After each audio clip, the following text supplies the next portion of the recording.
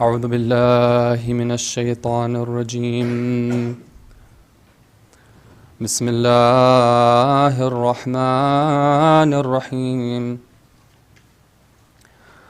الحمد لله رب العالمين وبه نستعين إنه خير ناصر ومعين ولا حول ولا قوة إلا بالله العلي العظيم ثم الصلاة والسلام على أشرف الأنبياء والمرسلين وخاتم النبيين وسيد المرسلين أبي القاسم محمد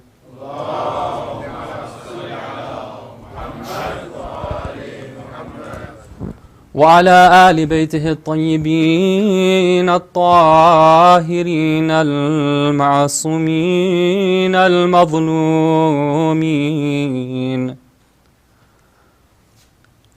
لا سيما بقية الله في الأرضين ولعنة الله الدائمة على أعدائهم أجمعين من ليلتنا هذه إلى قيام يوم الدين.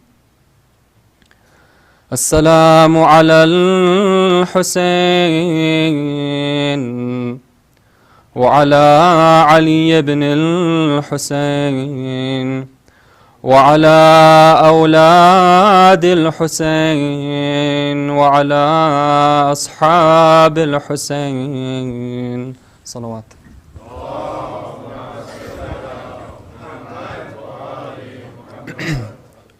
My respected elders, brothers and sisters in Islam and Iman, Salamun alaikum wa rahmatullahi wa barakatuh. Alhamdulillah for this opportunity to once again gather as mourners and rememberers of Imam Hussein alayhi salam and the dire tragedies that befell the Ahlul Bayt alayhim salam in the hope of pleasing Allah and gaining nearness to Him. Before I begin the topic for tonight, I want to address a couple of questions that were posed to me.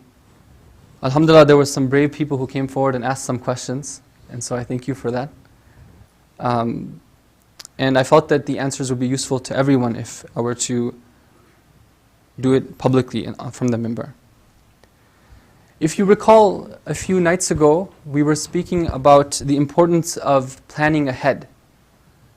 And especially when it comes to those important decisions, somebody who wishes to do things properly will make sure that they have a plan, will think about things, think about the consequences, not just go with a shallow sort of approach towards life and towards making major decisions. And we had given the example of marriage and how it's important for mu'mineen to plan ahead, given the natural need that we have to unite with the opposite gender, given the pressures that our young people are facing in society. I was recommending that we have something in place, a procedure in place for people to get married at a younger age, and that this was something that our young people need to be considering and discussions need to be happening with the parents at a younger age. So the question is this, that does it mean that if there's a young man who wishes to do this, he realizes that in order to secure his iman, he needs to get married at a younger age? Now, does he have to wait until he's completely financially independent? And at that point, then he can begin the process of trying to find somebody to marry, now that he can support his wife completely? The answer is no. As long as there's a young man who is mature enough, who is ready emotionally, who has demonstrated the ability to be responsible. Now, how do we demonstrate the ability to be responsible? One of the things we can do is we can go and see, is this young man, is he somebody who is good with his parents? Does he take care of his parents? Does he take care of his siblings? Has he shown in the past that when it comes time to take on responsibility, he's been able to do that? As long as that's in place, even if he is studying, And even if he's already entered university, he still hasn't ended up and finished up, and he's still not earning his income yet, the process can still begin at that point. Now, what's going to happen? What if they get married and he doesn't have an income? How is it going to work? True, it is the responsibility of the husband to provide for the wife. However, it doesn't mean that the only way of doing that is for him to be fully financially independent. There are other means as well too. And this is where I would call upon our respected parents to get involved, to understand the situation, understand the need for this to happen, to help facilitate it. Maybe, for example, you can have a plan where for a couple of years, the couple will be living on a college string budget, which is okay, they're still at college age. Let them live simply, maybe even live at home as well too. Live a simple life, and until it gets to the point where he's graduated, now he's earning the income, and then they can think about the next step after that. So, we need to break some of these cultural stereotypes that we have, and it's okay to do so if it's for the sake of Allah. We don't need to wait till everyone else does it. If there are people who are young and mature, and they would like this to happen, then they need to talk with their parents, talk to the community leaders, and see how they can identify somebody who is a good spouse, and then go ahead and do that. Please say salawat ala Muhammad wa ala Muhammad.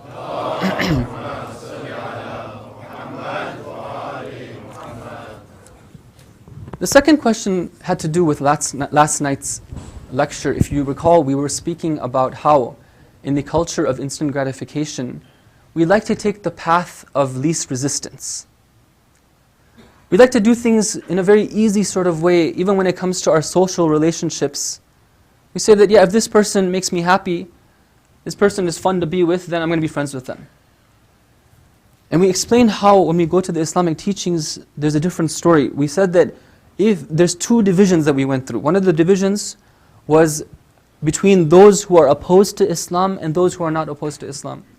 If there is somebody, even if they're not a Muslim, as long as they're not opposed to Islam, then we are called upon to treat them nicely and with respect and with justice, be kind to them, be friendly with them, interact with them, etc.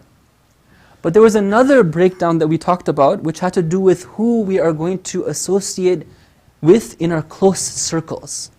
Who are we going to take as close friends? The people that we share our emotions with, share our life experiences with, we grow with. And there we explained how there was a clear division between those who are believers, those who are on the path of remembering Allah, and those who have turned away from Allah. The question is this, that suppose I have a non-Muslim friend who's a good person. What's the problem? What's the problem with interacting with them and keeping them as a friend? Now, first of all, as we said, that interacting with somebody who is non-Muslim, I want to reiterate, it's fine, it's okay, we're supposed to treat them nicely, supposed to treat them justly. What we're talking about is taking somebody as a close friend. Now what's the problem with that? Number one is that we have to understand that when we interact with somebody and we're with them over a period of time, it's natural that we start to take on the same behavior and the same ideology that they have. It's a natural process. And this is something the way that human beings work. And we talked about that last night. I want to mention that again. That's number one. Number two, brothers and sisters, is we need to start to understand what is the role of the deen. What is the role of Islam? What sort of respect do we give to our religion right here? Why is it when Islam comes and tells us that something we should do or something that we shouldn't do, then the purpose behind that isn't to make life difficult for us for the sake of making life difficult. Rather, we're in need of that guidance because after all, we've come here for a purpose. We say that that person is a good person. But however, what do we think of as a person? What's our definition of an individual? What's our definition of a human being? Maybe what we think of as a human being is different than what Allah is expecting that a human being should be. There's a story that's told as an example, of a man who was living out in the wilderness. He had never seen himself in a mirror before. Okay, he grows up, passes through a childhood, becomes a young man, becomes an adult. He never saw his reflection before. And one day he's walking through the woods and he happens to see a discarded piece of glass that's reflective, a mirror. He picks up the mirror and he looks at it and he sees this being in it and he runs away from it. He's like, who is this person out in the wilderness right here? I thought I was alone. And then he throws it away, he goes away, and he realizes that there's nobody there. He goes back to it, timidly, checks that out again, and slowly realizes that this being reflected in the mirror right here is none other than himself. Now he had never seen himself before, and now suddenly for the first time he's seeing himself for what it is, looking at this way and that way, saying, aha, so this is what I look like to others. And some of the Urafah, they use this as an example to show what our task is in life. Man arafa nafsahu faqad arafa rabbahu. One of the short statements that reflects the purpose why we've been created, to know the reality of what we as human beings are meant to achieve, and in that way understand our Lord. We're saying that the person is a good person, but what do we know about what a person is supposed to be or what goodness is supposed to be? We need Allah to come and tell us that. Now, this is different than making a judgment call about that person. I have to emphasize this. We're not saying that this non-Muslim friend of mine is a bad person and somehow inferior to me. This is very important. That just because we choose to not associate closely with someone doesn't mean that we're making a call and saying that person is, I'm better than that person. There's a hadith that's reported from Imam Sadiq alayhi salam.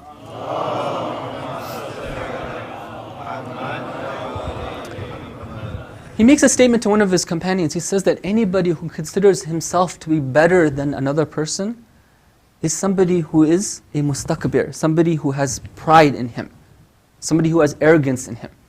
Now this companion is surprised. He's saying, how can you say this, Imam? Because after all, we're Muslims, we're Shias, there's others out there. The Imam Islam explains to him with an example. He says that, you see, there was these people who were magicians and sorcerers during the time of Nabi Musa alayhi salam. And they, at that time, were worshippers of themselves. They were worshippers of Fir'aun. They, not only on top of that, they had stood up and said that we are going to challenge a prophet of God with their sorcery. That was in the morning time, but Imam Sadiq ﷺ says that by the evening time, these same individuals who were enemies of God and enemies of the Prophet of God had become shuhada barara. They had become martyrs who were pious in the course of one day. Imam Sadiq ﷺ explains, he says that, what do you know? That maybe that same person who right now is in this state, perhaps in the future, they will be in a different sort of state. So I'm trying to explain that we need to be a little bit sophisticated. Just because we're saying that according to the teachings of the Ahlul Bayt of the Qur'an, we are going to be careful about who we're going to let into our close circles, doesn't mean that we're making a judgment call on others. Peace be salawat ala Muhammad wa ala Muhammad.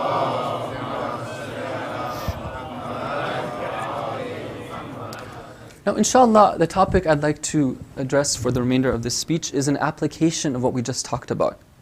It has to do with where we choose to send our children to for their education. And as you'll see, this is a topic not only for those who are going to school or those who have school-aged children.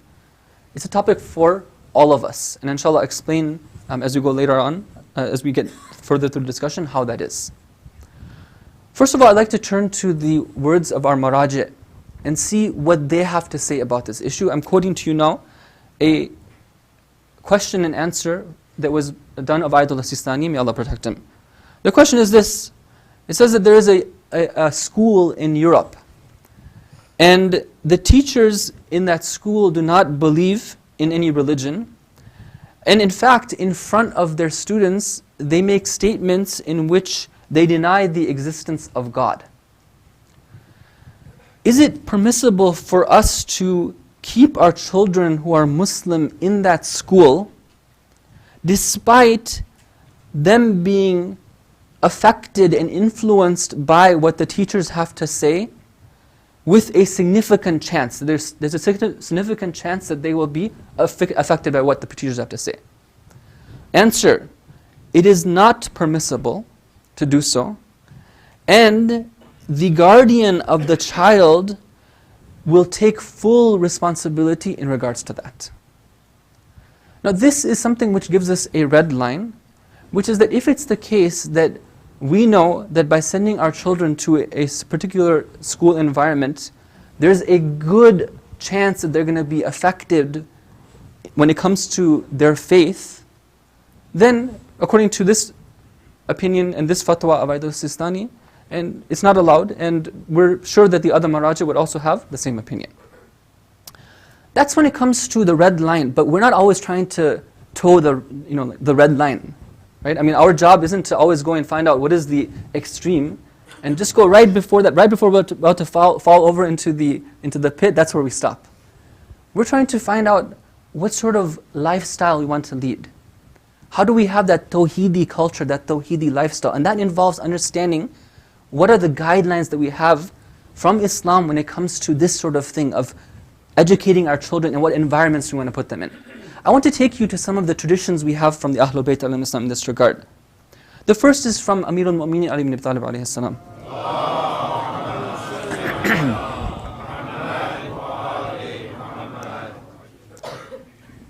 You've heard this before, but I would invite you to ponder upon it. He says that the heart of a young person is like a fertile ground. Whatever you wish to plant in that ground is going to take root. And it will accept it and it will take root in it. Because the fertile ground will take whatever you put in it. Number one. Tradition number two, again from Amir al-Mu'mineen, he says that al-ilmu ma'as-sighari kan-naqshi fil-hajar. Knowledge that is gained and acquired at a young age is like carving something into a stone. Now, we put these together and we come up with a principle, a general principle, which is what? That experience that our children have when it comes to their education, particularly at a young age, will have an influential role as they grow up. And it will be embedded in their being. And this is something which makes logical sense. Even, alhamdulillah, we've been guided by the Ahlul Bayt in this regard, but even others have figured this out as well. Let me quote to you from somebody named Walt Disney. Have you heard of him? Yeah, okay. Walt Disney, okay, is not just somebody who makes funny things for us to watch and entertain us, okay? He was an extremely shrewd businessman, somebody who had a motive in mind, which was to capture the hearts and minds of our children. And you might say that, how can you be saying, are you saying something against Walt Disney? Some people get upset when you say something against Disney, because they're like, Disney is like the friendliest company in the world, they make such good things for us, Disney World, Disneyland, etc. Mickey Mouse, how can there be anything wrong? This isn't my discussion right now, but just as a side, because I can't resist when it comes to this topic, it's one of my favorite topics. Just as a side point, please do not be deceived. You should know that Disney is not your friend. He has other interests in mind. Let me just give you one example. One example. Just recently, the Disney Channel this year, for the first time, came out with a TV show in which there are openly homosexual characters. Before they had a principle, but now that principle has switched, which tells us what? That are their values based on the timeless eternal truths of what God has to say? Or are they based on other sorts of interests? Just one example for you to inshallah think about, and you can apply that to their products and their dolls and their movies and their products. I'm not saying that it's haram, I'm just saying that we have to think and understand what's happening. What does he say? He says, I think of a child's mind as a blank book. Now this is pretty scary. He's talking about my children and your children. I think of a child's mind as a blank book. During the first years of his life, much will be written on the pages. the quality of that writing will affect his life profoundly. Okay, thank you, Walt Disney. But please don't write on my child's heart and my child's blank book. Peace and salawat ala Muhammad wa ala Muhammad.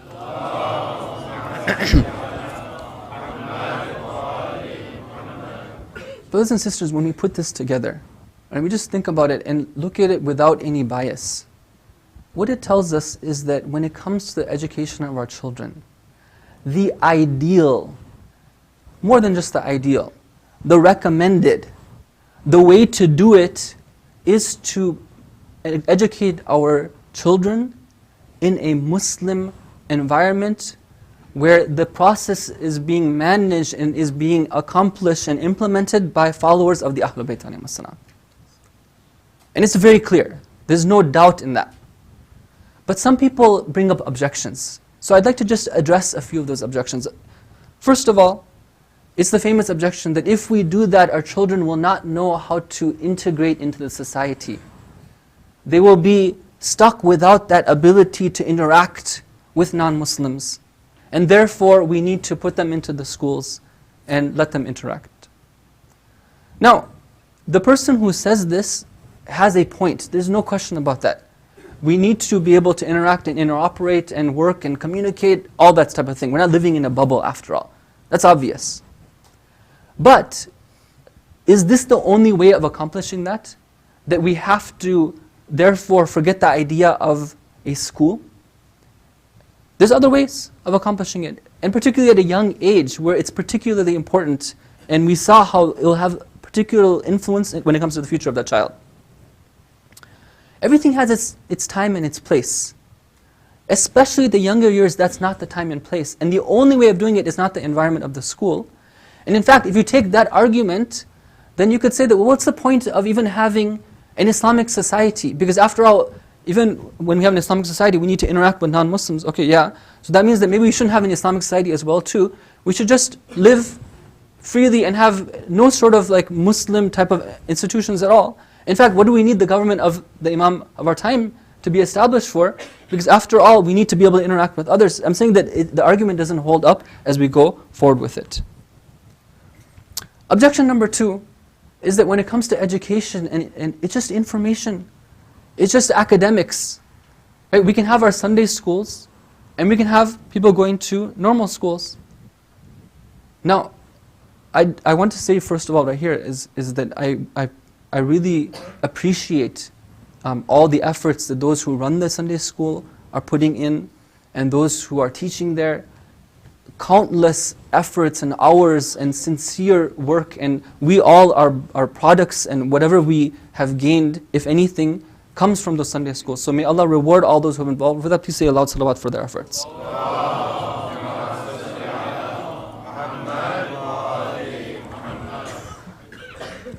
But is it the case that we can really separate the two? That on Sundays we focus on our Islamic environment and then the rest of the days we don't? After all, brothers and sisters, our school teaches us an ideology, not just information. I myself am a product of public school. There was one time, I just want to share with brothers and sisters here as a personal anecdote. There was one time that, this was soon after I arrived in Qom. I was watching TV and I heard a lecture, and sometimes you hear things which stick with you and they're with you until the end. This lecture was talking about the concept of zuhud, and we've heard about zuhud before. Zuhud means the lack of attachment, at least at the first level, lack of attachment to the possessions that we have. But he was talking about zuhud, and he explained this and was giving an application of this in a way that I had never heard before. He said that some people don't commit haram. They have enough taqwa that they don't commit sins. But deep inside of them, if you go down and look at what their heart is saying, their heart is very much keen and very much wants to commit those sins. It's because of the taqwa that they don't actually do it, but if they had a choice, their desire is there to commit those sins. And that is, you're explaining, that is a level of zuhud as well too, if somebody can attain that, where they don't even desire to want to commit those sins. Now when he said that, it really rung true with me.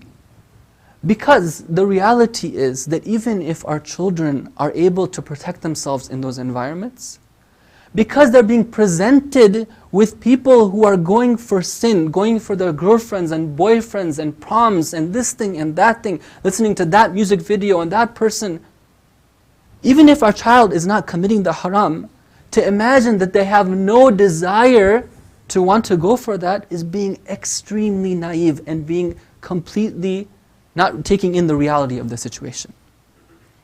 We are influenced by the environment that we're in. We're influenced by the lifestyle that people have. We can't be naive about that. Sometimes it's not what they say, it's what they don't say. That's important as well too. When I go through a whole day and no God is mentioned from 7:30 in the morning until 3:30 in the afternoon, isn't there something wrong with that picture? That's not the way it's supposed to be, and it's going to have an effect on me as well too. There's a story that's told just to show you the effect of the faith of the teacher on the students. You've heard of this individual named Umar ibn Abdul Aziz. He was a Khalifa. He was one of the Bani Umayyah. He should have been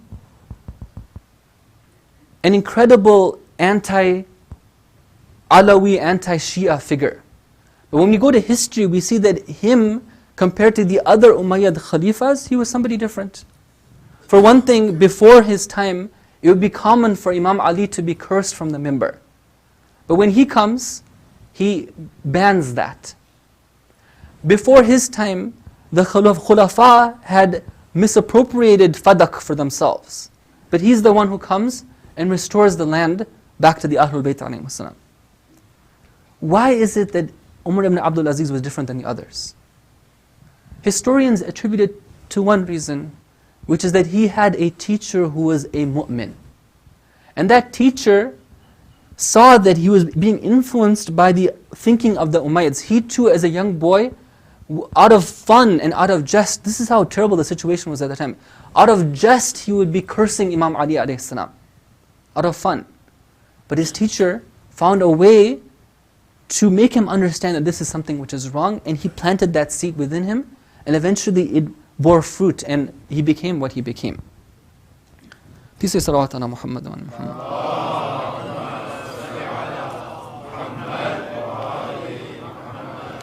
Just a couple more points I want to make on this before moving to the Masaib portion. One of them is this, that the argument is made that, okay, well, I've done it, and therefore it's okay. Many of us have gone through a non-Muslim school, and alhamdulillah, we're Muslims, we're Shias, we're practicing.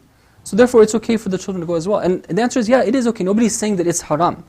Right? And we talked about that, we said what the red line was. We're saying this is just, let's see what is the ideal. But also, we have to say that if it's the case that somebody is able to survive through the public school system, it's a cause for thanking Allah for that. But at the same time, the truth of the matter is that there are a lot of casualties of war as well. I think we all know families, friends, relatives, where there have been casualties of war because of this. And sometimes we don't think they're casualties of war, but the reality is that they are casualties of war. And the reason is this very simple point right here. I want to illustrate it with an example. Imagine that you have a young child, and that young child is in need of something from you. But you're busy, so you push them away. Okay, this happens, for example, the father is busy, he has to do some work at home, and as a young child, like 2-year-old, they want attention from their father. They come to the father's busy, so he pushes them away. Now when he pushes them away, is it the case that that child loses that need that they have for attention from the father? They still need it. So what do? They come back again. And the father, if he's not somebody who looks at these things carefully, is going to get angry. He says, I told you to go away, why are you coming back again? So he pushes them away again. And the child has that previous need, and now they have even more of a need because they feel that their father is now pushing them away even more. They come back again, and it gets worse and worse and worse. This is just an example for you. I think you can, inshallah, understand the example. Now take that same concept and say that on one hand, I'm putting my child into an environment where they're facing incredible challenges when it comes to their faith. On the other hand, they know that I have certain expectations that they have to live up to. So they're between, what they say, they're between a fire and the frying pan, I believe.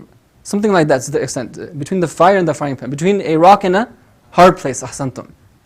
On one hand, they're being told that, okay, we're expecting you to be, muttaqi, come to the mosque all the time, this thing, that thing. On the other hand, you're saying we're expecting you to go to that type of environment as well too and be exposed to all those sorts of things.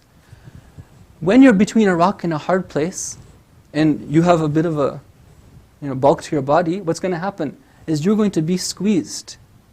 And the pressure is going to build up, and the pressure is going to build up, and the pressure is going to build up. Eventually, there will come a point where something is going to happen. And we see problems occurring, psychological problems occurring, rebellion occurring in teenagers, depression occurring in our teenagers. What is the cause of that? We have to go and look at the roots of this cause, identify it, and eliminate those roots. Peace and salawat ala Muhammad wa ala Muhammad.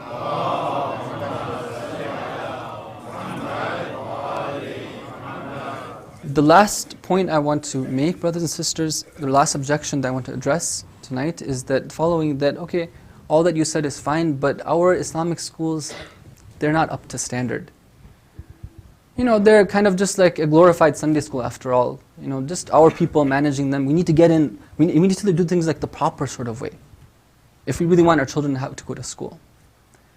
Okay, so that's a very important, we accept that. It's a very important point. It's our responsibility that if we do anything, then we should do it correctly. This is the responsibility of a mu'min. What's our response to that? Is our response to say, okay, fine, then we're not going to get involved? Or is it rather to say that now it becomes the responsibility of the entire community to get behind these sorts of efforts, wherever they may be, and to make sure we put everything that we have in being able to support such a project? We as a community, alhamdulillah, have figured out how to do certain tasks extremely well over the years. For example, we can run our imam baras and our centers in a very professional manner. We can do different things. We have skills, we have talents.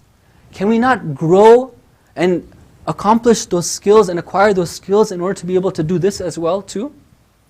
Definitely, if we put our efforts behind it for the sake of Allah, for the sake of our youth and our children, then Allah is going to help us. He's going to teach us those things that we don't know how to do right now. He's going to make it happen, and we can easily be able to create schools that rival even the best of private schools that are there in the country. Please say salawat ala Muhammad wa ala Muhammad.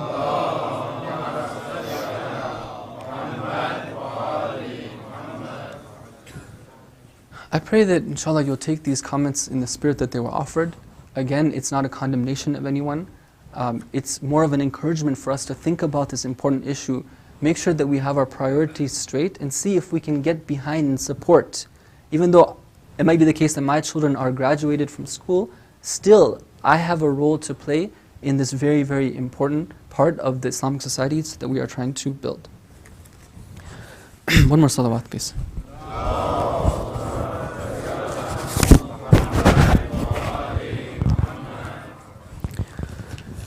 Tonight, brothers and sisters, we, as mourners of Imam Hussein alayhi salam, are joining millions of other Shias around the world who are remembering the sacrifice of one 13-year-old boy.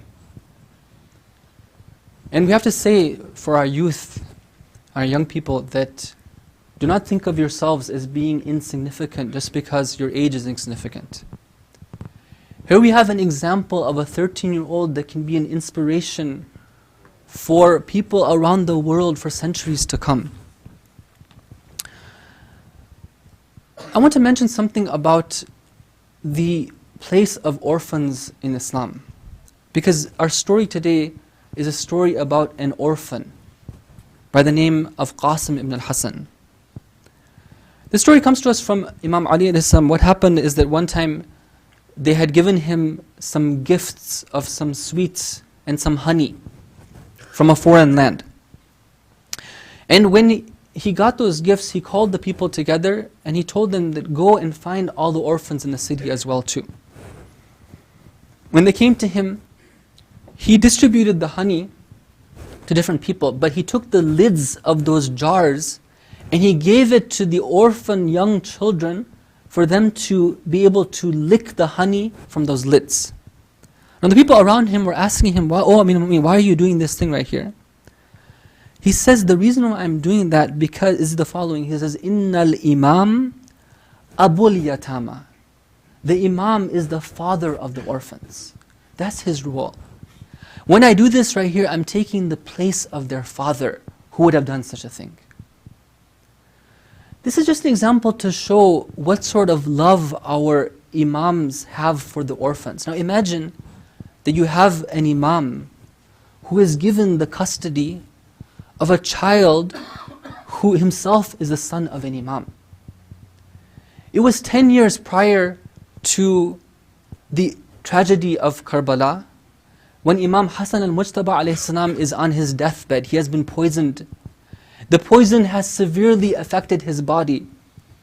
When Imam Hussein alayhi salam goes to see him, he begins to weep at the sight of his dear older brother in this state where the poison has seeped through his body. Imam Hassan tells him, "Oh my brother, what is it that makes you weep as such?"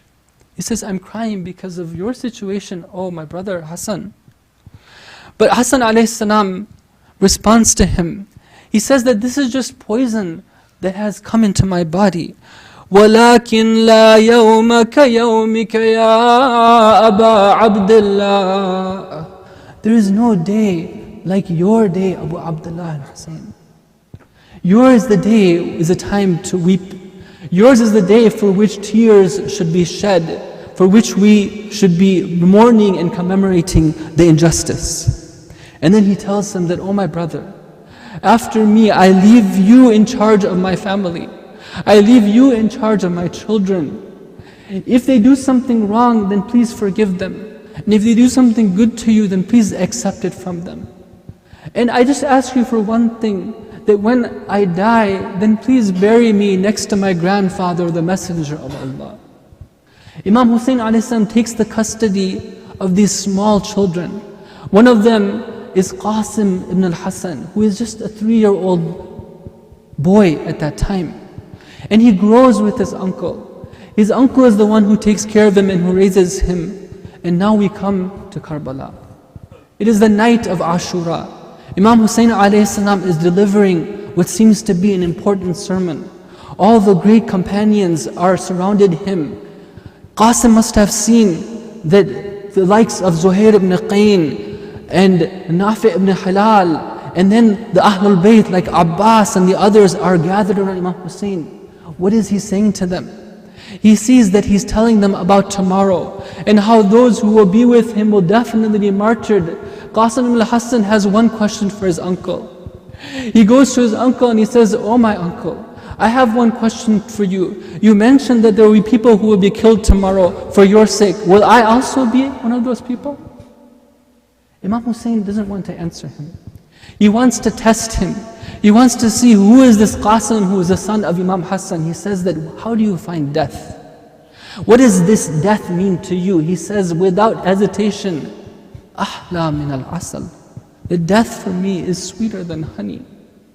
This is the attitude of one who has been raised as such. And so Imam Hussein Islam assures him that tomorrow not only you, but your young cousin, the young baby Ali Asghar will also be martyred as well too.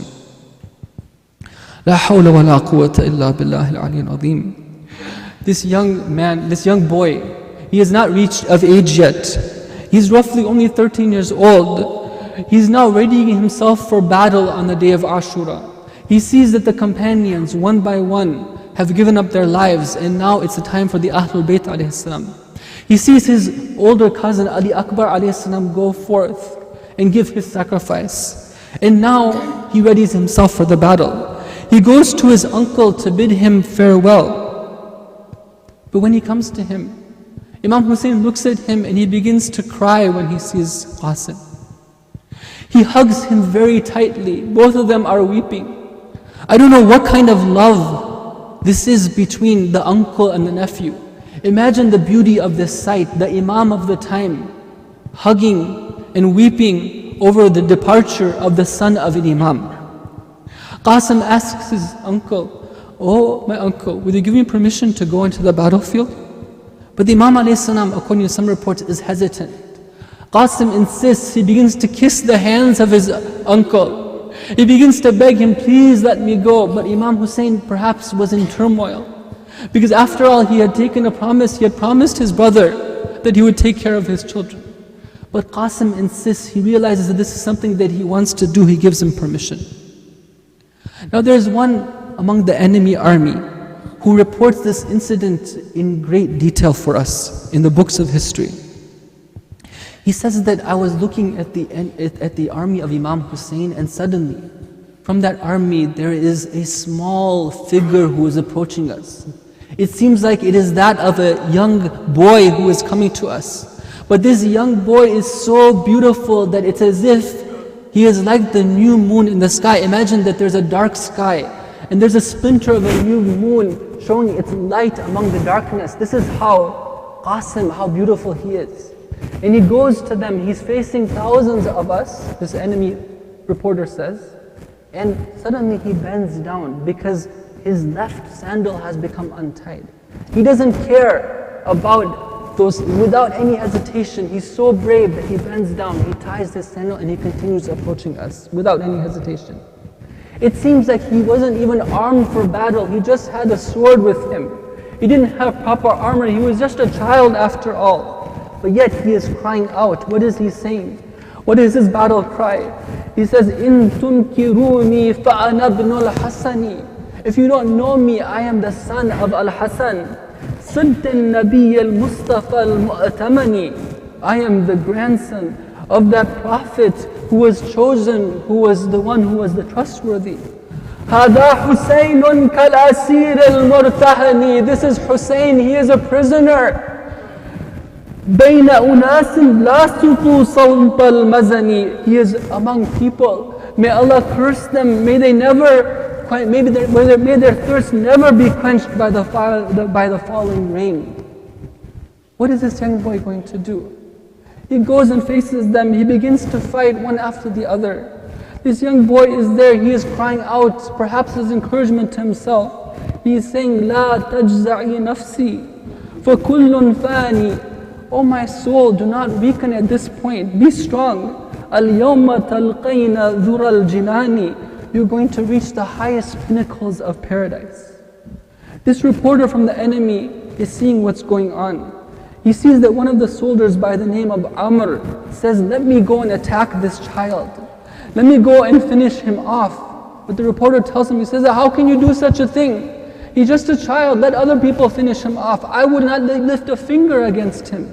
He says, "No, let me go and attack him and make life a misery for him. La hawla wa la quwwata illa billah." This is how they're treating the grandson of Bibi Fatima salamullahi alayha. This is how they're treating the grandson of Imam Ali and the grandson of the Prophet. This man Amr goes and he sneaks behind Qasim. He raises his sword and he strikes him on the head with his sword. Qasim alayhi salam's head splits open as he falls from his mount. He cries out, "Ya Amma, oh my uncle, sallallahu alayka ya Aba Abdullah, sallallahu alayka ya ibn Rasulullah, sallallahu alayka ya Qasim ibn al-Hasan." Qasim is crying out for his uncle. Imam Hussein is watching what is transpiring. He hears his nephew calling for him. He dashes out towards the enemy. He goes and attacks Amr. But he goes and attacks him. Amr tries to defend himself. There's a lot of commotion. There is a lot of dust in the air. But when the dust settles, look at the sight. Look at the sight that is to be seen. Imam Hussein is standing next to the body of his nephew. His nephew's legs are on the ground, writhing in pain. He is giving up his life. He's breathing his last. Imam Hussein says that it's so difficult for me, my nephew, to see you in this situation, to have arrived late and not being able to help you. Qasim alayhi salam is breathing his last on the earth of Karbala. Imam Hussein alayhi salam is having to witness this scene right here. This is Qasim for whom death is sweeter than honey. But Imam Hussein has to watch him dying in such pain. When he gives up his life, takes the body of Qasim, he takes it and hugs it in his arms. He's now taking it back to the camp. History reports that the legs of Qasim ibn al-Hassan are dragging in the ground, making lines in the sand. He places the body of Qasim next to the body of his son Ali Akbar. He cries out, "Oh Allah, never forgive them for what they did." The cousins of Qasim do not know how to contain themselves. Imam Hussein turns to them and tells them, "Be patient, it is only one day to bear." ألا لعنة الله على القوم الظالمين وسيعلم الذين ظلموا أي منقلب ينقلبون. Fatima Hussein, Hussein.